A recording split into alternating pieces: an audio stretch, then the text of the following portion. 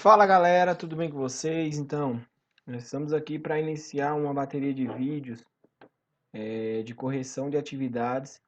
Então a gente vai pegar desde a primeira atividade passada lá no início das aulas não presenciais e vamos até a última atividade.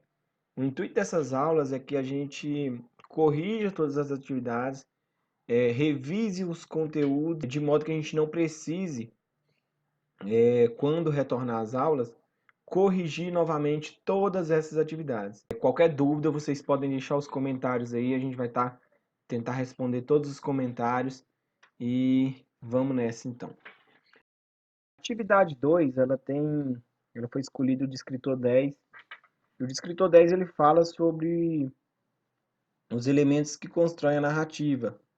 Então, fazendo uma breve revisão, os elementos que constroem a narrativa são básicos. Nós partimos do enredo, personagens, espaço, tempo e narrador. Começando pelos personagens, eu acho que é um dos mais fáceis, é aqueles que contribuem para que a história aconteça. Eles podem ser principais ou secundários. Depois, o espaço, o local onde essa história está acontecendo, está sendo narrada. Depois, o tempo, quando essa história está sendo narrada, e esse tempo ele vai ser dividido em dois. Ele vai ser dividido em tempo psicológico e tempo cronológico. O tempo psicológico, nós não conseguimos determinar esse tempo, porque ele vai ocorrer, né, no psicológico do personagem, do narrador, né? E nós não sabemos se foi um dia, se foi um mês, se foi um ano, ou se foram alguns segundos. E, então, o tempo psicológico ele tem mais a ver com lembranças, né? E a gente não consegue ter essa determinação de tempo. O tempo cronológico já é diferente. O tempo cronológico a gente consegue identificar se foi um dia, um mês, um ano, porque ele mostra dentro da narrativa vários elementos que eu consigo determinar o tempo em que a história foi narrada. E o narrador, que nós vamos dividir ele em três aqui para entender os elementos da narrativa. O narrador em primeira pessoa, quando quem conta a história também participa dela, ou seja, o narrador ele está contando a história da própria vida, usando sempre o pronome na primeira pessoa, né? Eu.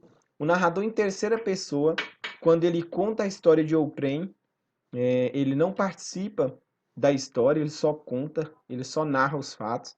E o narrador observador, ou narrador onisciente, né? Que esse narrador onisciente, ele conhece a história de todos os personagens com detalhes e ele dá pitacos, né? E volta e meia ele vem fazer juízo de valor em relação à ação dos personagens da história. Então esses elementos aí eles vão construindo a narrativa. Voltando para o enredo, nós temos a situação inicial, situação de conflito, desenvolvimento, clímax e desfecho. A situação inicial começam apresentando personagem, espaço e tempo. A situação inicial ela tem a intenção de apresentar os elementos que vai situar você na história. Após apresentar os personagens, o espaço e o tempo, vai acontecer alguma coisa, vai ter uma quebra de sequência ali que vai gerar o conflito, ou seja, alguma coisa aconteceu, algum fato ocorreu e esse fato é o conflito que vai desenvolver a história. Através desse fato, a história vai começar a caminhar, ela vai tomar um rumo diferente ou ela vai tomar um rumo linear ali, sempre ligado a esse conflito que foi acontecido, sempre ligado a esse fato que foi ocorrido. Depois do conflito vem o desenvolvimento, onde a história vai caminhar, aí vai ter toda aquele desenvolvimento, vai ter a vida dos personagens acontecendo, os personagens esbarrando entre si, hora ou outra, até chegar no clímax, ou seja, a parte ou o ponto mais alto da história. Aquele ponto que você fica estagnado, que você fica apreensivo, querendo saber o final, o que vai acontecer, meu Deus. E depois do clímax temos o desfecho, que é o final da história. Se a gente for dividir esse enredo no que a gente costuma dizer em sala de aula, início, meio e fim, basicamente, situação inicial e situação de conflito é o início da história. Desenvolvimento, meio da história. E clímax e desfecho, começando ali o final da história. Então, os elementos narrativos, o enredo, ele segue essa sequência também, de início, meio e fim, para poder dar sentido à história que está sendo contada, beleza? Agora que já sabemos aí dos elementos da narrativa, nós vamos passar para a atividade que foi proposta. Nós já começamos a atividade com o texto "O Tempo Não Apaga". Eu vou dar pause no vídeo, vocês também vão dar pause no vídeo aí na casa de vocês. Vai ler o texto para a gente analisar a primeira questão, beleza? Então, a questão número 1, acerca do texto, traz o seguinte enunciado: o fato que gerou a história, ou seja, o fato que começou a história. Vamos dizer então, levando em consideração o enredo, qual foi a situação de conflito da história que possibilitou que a história tivesse um desenvolvimento e que a história depois tivesse um desfecho. Então, podemos analisar dessa forma. A bondade da senhora foi o fato inicial que gerou o desenvolvimento e o desfecho, que gerou a história. Nós podemos segurar essa questão aí um pouquinho e ir para as outras para ver, porque essa me parece ser a certa. Letra B, a lembrança do rapaz. A lembrança do rapaz já foi no final da história, então a gente já sabe que não foi o fato que gerou, né, que iniciou a história.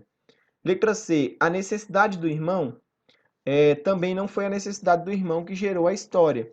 Nós vimos no texto que a necessidade do irmão já estava ali no desenvolvimento dessa história. Então, também não é o fato que gerou a história. E letra D, a temperatura da manhã. Isso também não é um fato que gera a história. Então, qual é a resposta certa? Letra A, realmente, a bondade da senhora. Vamos para o texto 2. Dê uma pause para você ler o texto para a gente voltar com a questão. Galera, a questão número 2, ela tem o seguinte enunciado.